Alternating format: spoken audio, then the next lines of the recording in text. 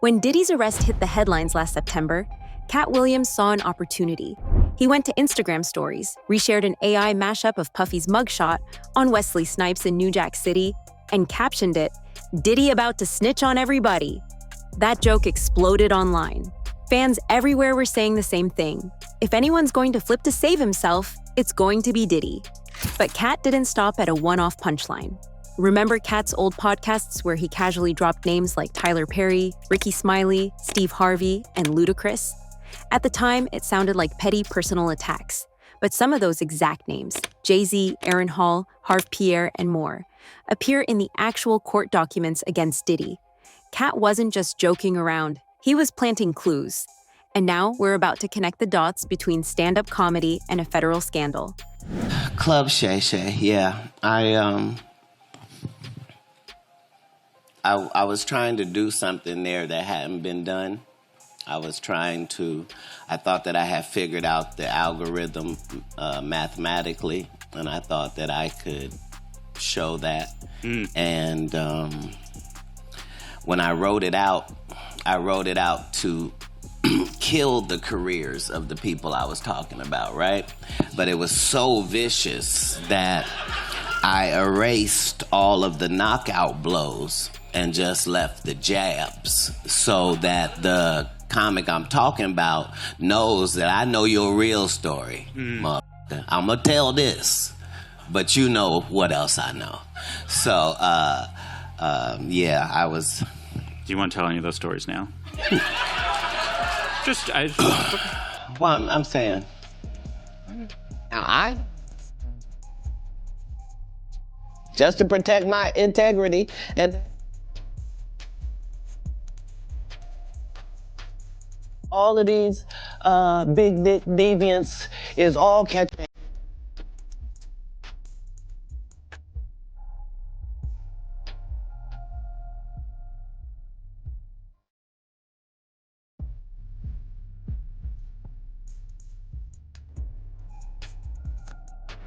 So Katt Williams said it. The lawsuit started coming out right after he said it, and he said all would be exposed. He heavily implied, and this is again an allegation, that Lucien Grange was having some sort of a homosexual relationship with Diddy.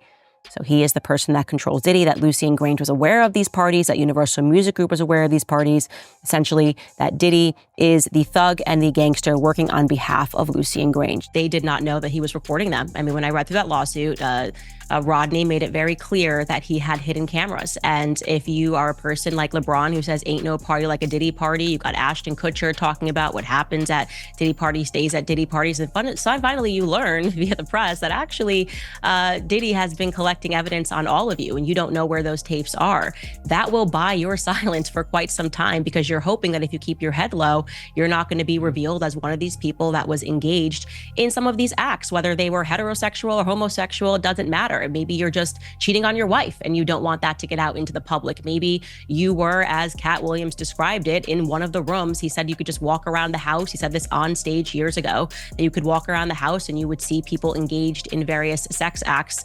And again, Katt Williams was someone who was dismissed as crazy and dismissed as a drug addict. And it turned out that, or it seems that if these allegations are proven to be true, and I believe they are, then he was telling the truth. Do you think that like stars and get offered that kind of thing, like to compromise themselves sexually for entertainment? I was as shocked as anybody about how powerful Harvey Weinstein was at the time that I was meeting with him and how he could not be told no. You follow what I'm saying? They'll figure out some way. Right, so I thought that didn't apply to me because I don't care about nothing but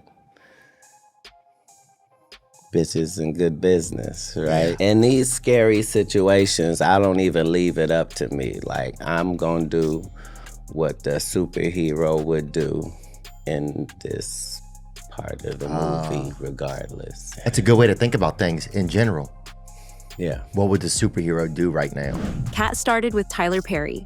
On the surface, it looks like a comedian throwing shade when Katt jokes that Perry can't play a man to save his life.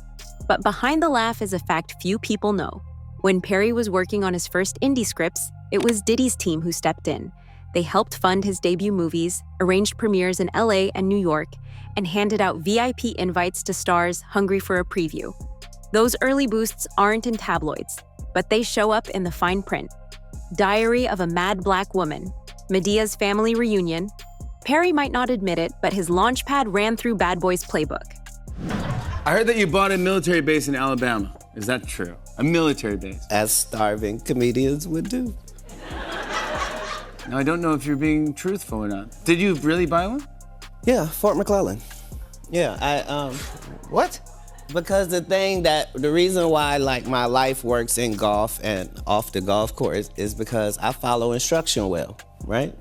So if I see somebody do a good job, I just want to do a good job. Yeah. I'm gonna follow the example. Yeah. Right? So Tyler Perry got a military base. That's correct. Made it into a movie studio and started making movies. Katt Williams. Bought a military base. Are you making movies? I'm not wearing dresses. Making movies. You're missing the point. At what point in Tyler Perry's career was he Samuel L. Jackson or Denzel Washington? Which are the only two black men I can think of that never had a dress on. Yeah, but I don't think it's about At one point, it is about that. It is about that because he's the only black man that we already established has $1 billion for making movies. He's the only black man with his own studio, but he's also putting out material where he got a goddamn dress on every year.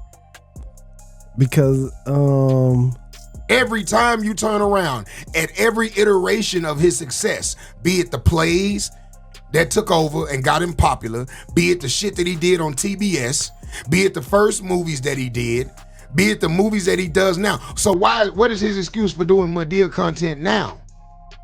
Because there's an audience for it. There's an audience for it. There is an audience. There's an audience for it. There is an Tyler Perry told his male actors they're not allowed to consort with me because I saw you at a Diddy party, Tyler.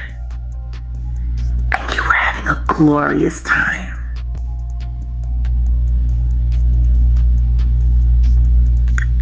I spent a lot of time in Miami and I snuck around Star Island quite a bit.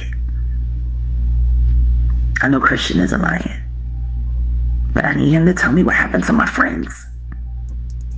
And I don't care how long it's been since I talked to them, they will always be my friends. Always. Tim and Durrett and Lamont Rucker were not the same after they went on camera with Tyler Perry. Christian, I think you can tell me why. Who else? Ricky Smiley, who learned the ins and outs of the industry at Diddy's private Atlanta parties. Those weren't open parties. They were invite-only nights. Puffy's crew controlled the guest list and handed out the guest passes. Ricky got on that list. From there, he networked and talked his way into radio gigs and a hit TV show. Katt said that Smiley only shines in a dress, but the joke cuts deeper.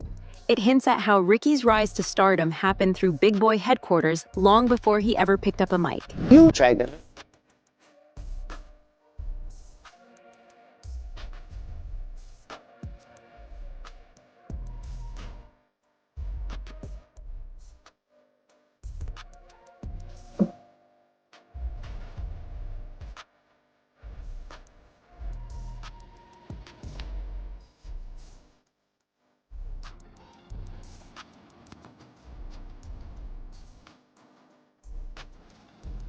But when you reported a long time ago that Jamie, that he mysteriously got sick, it was serious, and they looked at it as allegedly it was Diddy. But how do you, but when you reported that back then, months ago, did you say, what was that in your reporting? Yeah, they were saying that Diddy, because Diddy and Jamie Foxx were good friends. And they broke up, they stopped being friends. And they just, no, we're not doing though. No, I'm doing that. Tell them what they said. Who's they? They that wait. They that wait on the Lord. You can put some mess out there. All right, y'all, we're gonna wrap up the house. I Googled you to see what are the questions that people are wanting to know. Is Ricky Smiley married? No. Have you ever been married? I was married. Oh, you were? I was married for 12 years. When? Man, I was married back Did I know you? Back in the 90s. I think we probably had met and had been around each other, but my ex-wife, we are still close. She's a flight attendant for Delta. Oh, okay. And we was married, we was young, and I was married for 12 years. Wow. I had a beautiful, she's beautiful. And y'all broke up after 12 years because... Comic view, I started doing comic view and the streets started hitting. Oh, no! Steve Harvey and Cedric the Entertainer aren't immune either. Katt accuses Harvey of stealing an old TV idea of his and claims Cedric lifted one of his best jokes 2 decades ago. Those barbs make for great headlines.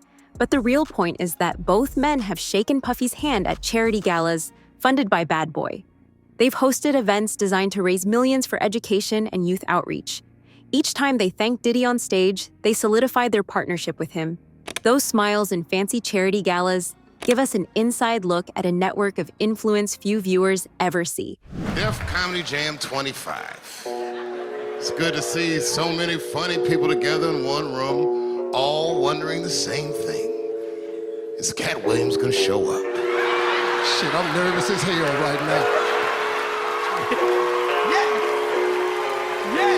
Oh, he's right there. There he is. I didn't know he was right there. I would not have said that if I had seen that. I'm not used to quiet, introspective Katt Williams. No. Well, let me ask you this. When have you ever seen this many heavy hitters all together at the same time? In the same room? Yeah. Right.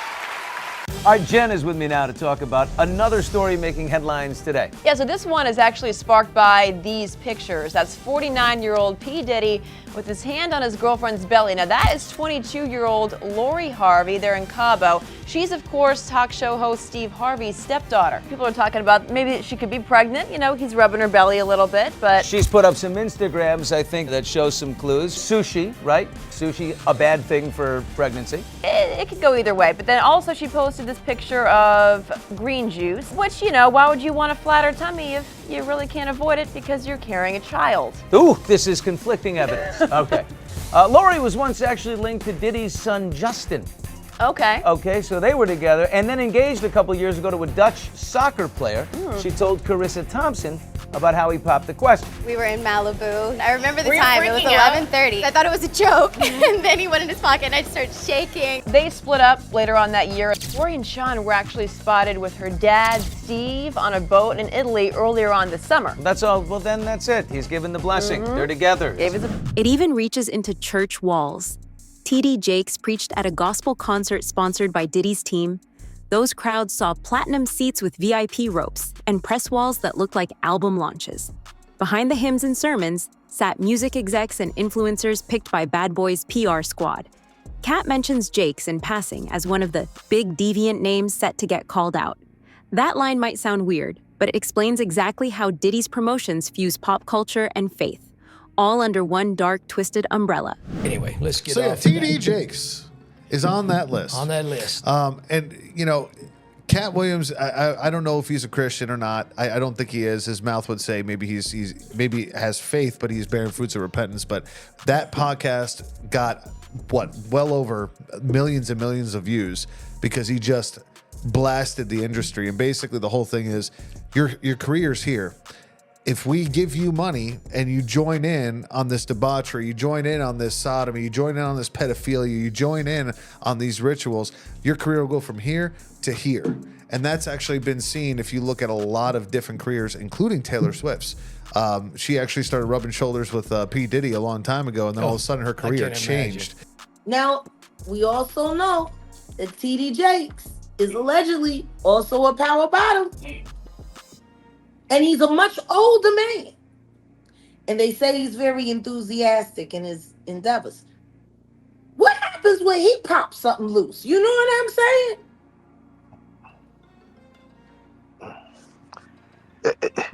saying? It's funny because they're mentioning sex workers, but they're not mentioning women.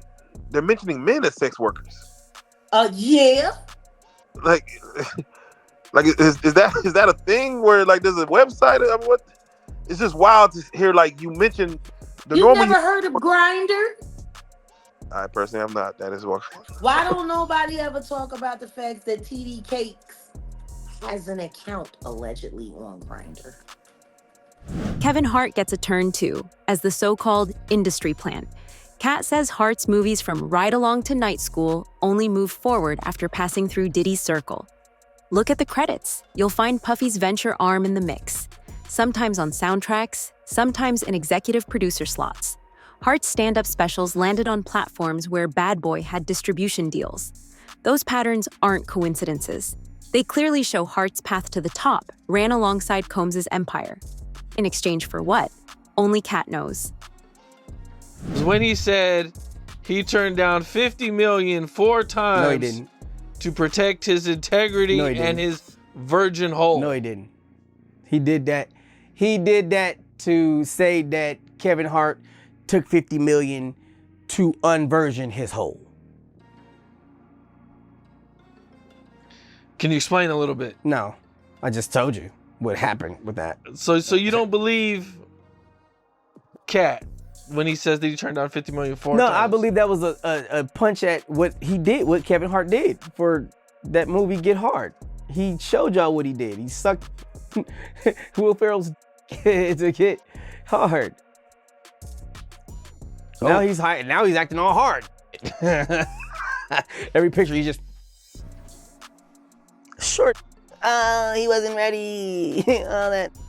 It's the same thing. I said it, and this sums it up well. Like you don't entertain the circus, you watch it, right? And when a lion comes out and rides the bike, you don't think about it too hard. You just go, okay, that's crazy. The lion's riding a bike, and then you go home and enjoy the rest of your day.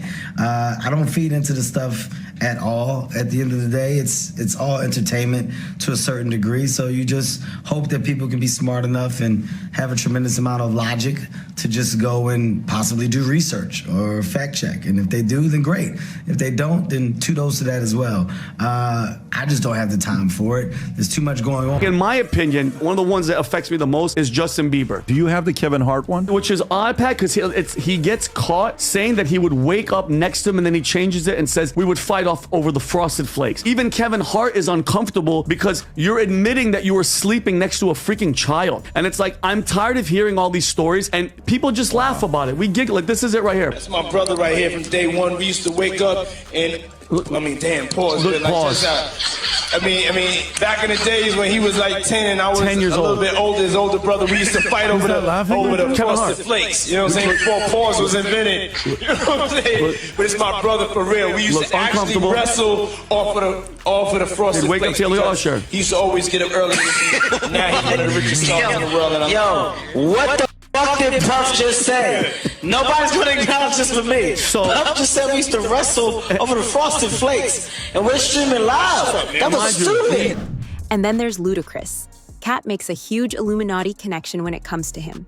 According to Katt, only an organization as powerful as that could land him a $200 million contract. That story feels half myth, half comedy, but the real partnerships speak for themselves. Hits on each other's albums, joint festival sets, and tribute shows for Biggie, where they shared the stage. Those moves hint at a trust built over decades. Katt wraps it in conspiracy talk, but you don't need secret symbols to see their alliance. Are you related to Luda? No, so we were both invited to an Illuminati thing. One of us had to cut off all their hair and couldn't do the sideburn thing no more with the points. And the next person they said was going to get $200 million because they were going to pay him $10 million a movie to do 20 movies. And that's how the conversation happened. One of those persons turned out to be Ludacris, and the other person turned out to be Katt Williams. I didn't get it. I'm not mad about it. How much money they give? 200? Sir, Fast and Furious is on what number right 10. now?